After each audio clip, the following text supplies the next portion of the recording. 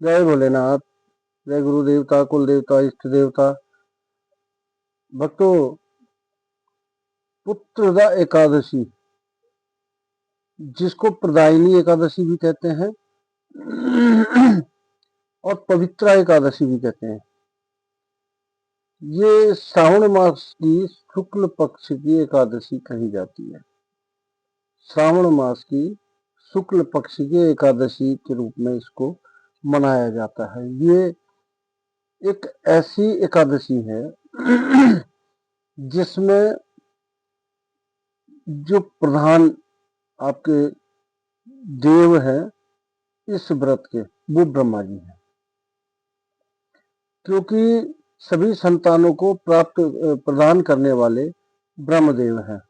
इस संसार में जिसने जो भी आपके मानस पुत्र हो या जो भी पुत्र हो, देव पुत्र हो, सभी को प्रदान करने वाले, जिनको सृष्टि में सारी सृष्टि की जनता, प्रधान, पुत्र, बंधव की और मनु जी जो सर्वप्रथम इसमें पैदा हुए, वही ब्रह्मा जी के अधीन होते, उनके द्वारा रचय होता है। तो इसलिए इसको पुत्र एकादशी कहते हैं। और इसको पवित्र इसलिए कहते हैं कि इसमें तीनों देव की पूजा होती है, ब्रह्मा, विष्णु, महेश।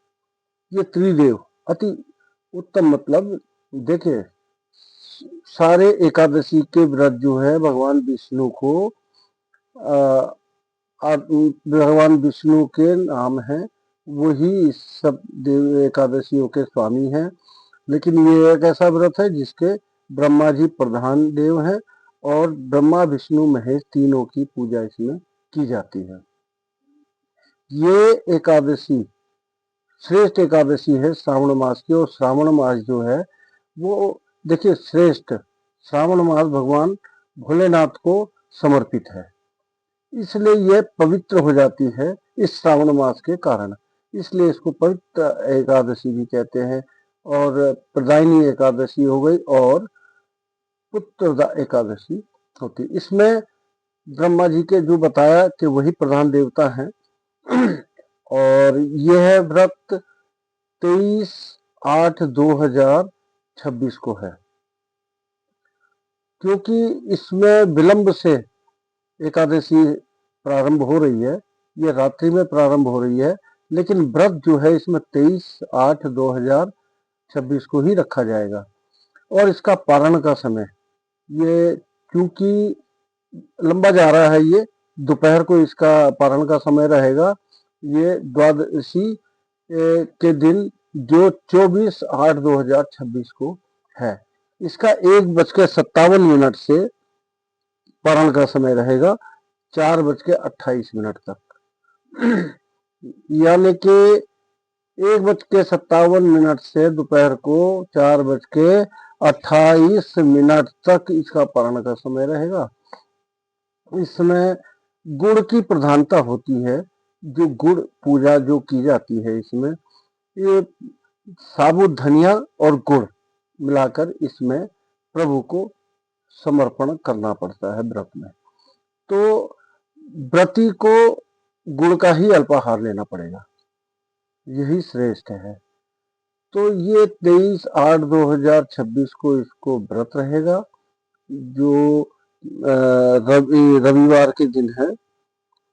और 24/8/2026 को पारण का समय रहेगा।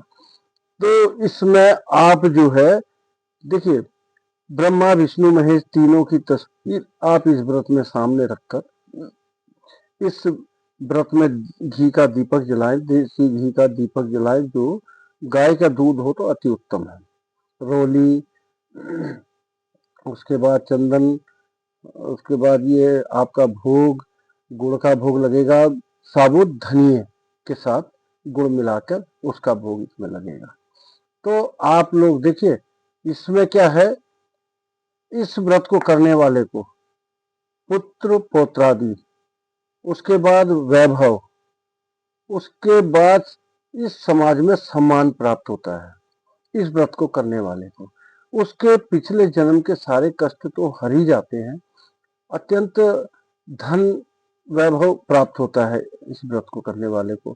पुत्रों की कमी नहीं होती और बहुत सुंदर सुशील पुत्र इस परिवार में जन्म लेते हैं। व्रती को बहुत ही वैभव की प्राप्ति होती है, सम्मान की प्राप्ति होती है, अपने स्वजनों से भी और समाज से भी।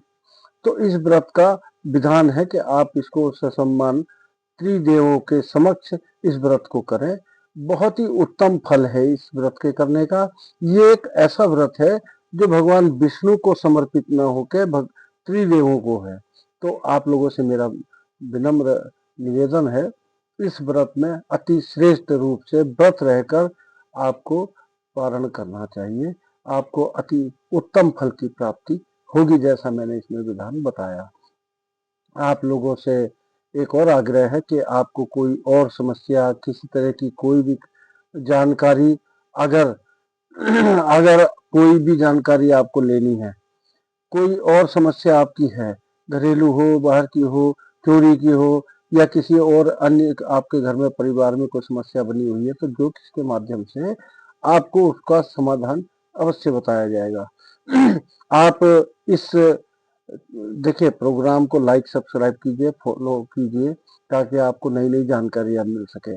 और आप देखिए मेरा एक आप ये मैं बनाया है जो आपके इस व्रत का विवरण, ये मैं आपको दे रहा हूँ, इसको देखिए।